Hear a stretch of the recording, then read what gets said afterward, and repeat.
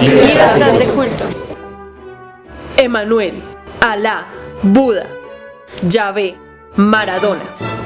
Dios ha sido llamado de muchas formas y todos estos nombres son un intento por comprender la vida. Pero la verdad es que cada quien puede decirle como quiera, o eso es lo que dice nuestra Constitución.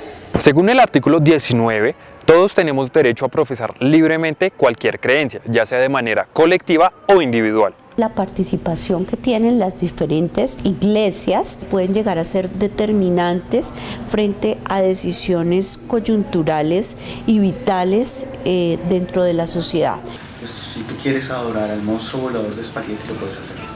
Pues el monstruo volador de espagueti creó el mundo hace media hora y tengo el derecho, nadie tiene por qué decirme que no crea eso. Eso dice el Estado, pero ¿qué opinan los creyentes? En mi experiencia aquí en Colombia es que digamos, existen todas las facilidades para nosotros practicar nuestra cultura y más allá de eso para compartirla con otras personas.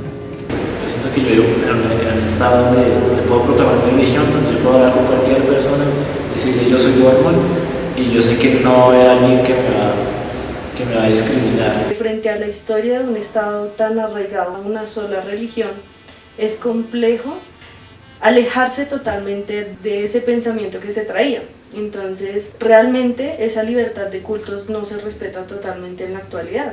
Entonces las familias rechazan a las personas que no creen. Entonces, como no creen, uy, ese es del diablo, entonces no, lo rechazan, le hacen el feo, en las reuniones familiares no se tratan bien y demás. Caracol Radio hizo una investigación que arrojó que para el año 2014 5.071 iglesias estaban registradas y que para este mismo año se registraban mensualmente entre 80 y 90 solicitudes de apertura de iglesias no católicas.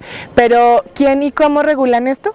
La personería jurídica es el mecanismo a través del cual usted puede llegar a realizar diversas actividades al interior de su religión y que le posibilita ese reconocimiento oficial por parte del Estado colombiano. El Ministerio de Interior es quien otorga estas personerías, pero aún así se siguen abriendo las iglesias de garaje. Por eso se presentó la sentencia T200 en 1995, donde se insinuó que la libertad de culto debería tener mayor control y seguimiento, pues estas libertades podrían afectar el interés público u otros derechos. De hecho, el artículo 5 de la Ley 133 de 1994 especifica que actividades como magia, satanismo, fanatismo, parapsicología y otras actividades ajenas a la religión no entran dentro de estas libertades. Pero, ¿por qué? A fin de cuentas son maneras de pensar, ¿o no?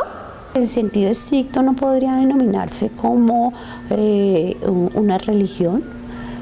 Por lo tanto no entrarían dentro de la órbita de competencias que tiene el Ministerio del Interior, pero que sí cometen algún tipo de atentado contra las buenas costumbres, contra la moral, o si es de orden delictual, pues pueden llegar a ser sancionadas a nivel policivo o a nivel penal. Ese artículo está pensado desde una posición creyente muy específica que está atacando a su enemigo imaginario, por decirlo así, o está restringiendo. Entonces, pues desde esta posición nos parece un poco absurdo. Lo cierto es que cada vez hay más creencias gracias a las políticas que implementa el Estado. En 2016, por ejemplo, se creó el Día Nacional de la Libertad Religiosa y de Culto. Además, se incluyó dentro del nuevo Código de Policía y el Plan de Desarrollo Nacional. Y esto no es lo único. Hace un tiempo, el Consejo de Bogotá aprobó en primer debate un comité para la libertad religiosa y de cultos promovido por el partido Mira. Sin embargo, son varios los puntos de vista sobre este tema. Nos dimos a la tarea de facilitar un espacio de defensa de la libertad religiosa que permita avanzar en la tolerancia y en la convivencia con respeto. Y qué importante es esa iniciativa y ver que en este Consejo de Bogotá la gran mayoría propende y defiende la libertad religiosa. Porque, señora Presidenta, yo quiero hablar como víctima de una persecución religiosa.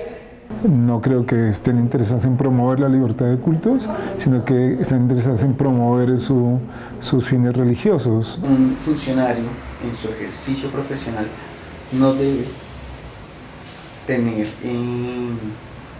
sus creencias como guía en su trabajo. Claro, una cosa es el trabajo y lo otro es la vida personal.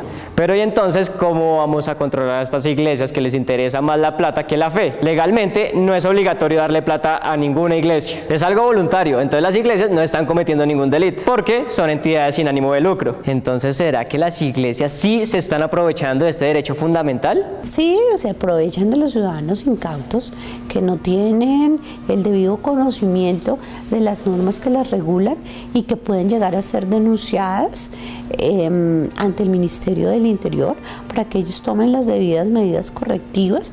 Entiendo que cada quien es libre para donar su plata. Esas personas usualmente están convencidas de que lo están haciendo de corazón, pero no se dan cuenta que les están lavando el cerebro y les están obligando.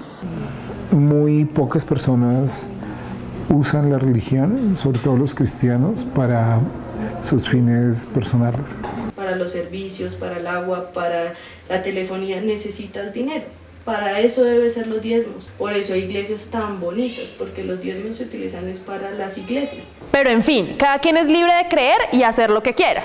El problema es cuando estos actos o estas creencias vulneran otros derechos fundamentales que también están dentro de nuestra Constitución. En el año 2015, la Universidad Nacional de Colombia hizo un estudio sobre intolerancia, persecución y discriminación religiosa en Bogotá, el cual demostró que el 33.3% de los líderes religiosos han sufrido algún daño intencional en su lugar de culto. El 12.6% ha sufrido amenazas contra su vida o su integridad. Y el 10.3% ha sufrido alguna agresión física, entre otras cifras. Lo bueno es que estas cifras siguen disminuyendo, pero ¿cómo eliminamos estos porcentajes por completo? Sin duda alguna, el restringir estas prácticas sería resquebrajar uno de los principios rectores de nuestro Estado Social de Derecho. Y cambiar la Constitución no es cambiar el chip a las personas, es un proceso de educación continua que se lleva y hasta ahora llevamos 25 años en ese tema. Y yo pienso que también parte de fomentar la libertad de religión es que nosotros respetemos como iglesia las leyes que tenemos en nuestro país. Yo creo que el vacío es más cultural que a nivel de Estado. Finalmente, usted puede creer en lo que quiera, pero ojo, no pase por encima de nadie. Recuerda que sus derechos terminan donde comienzan los del otro.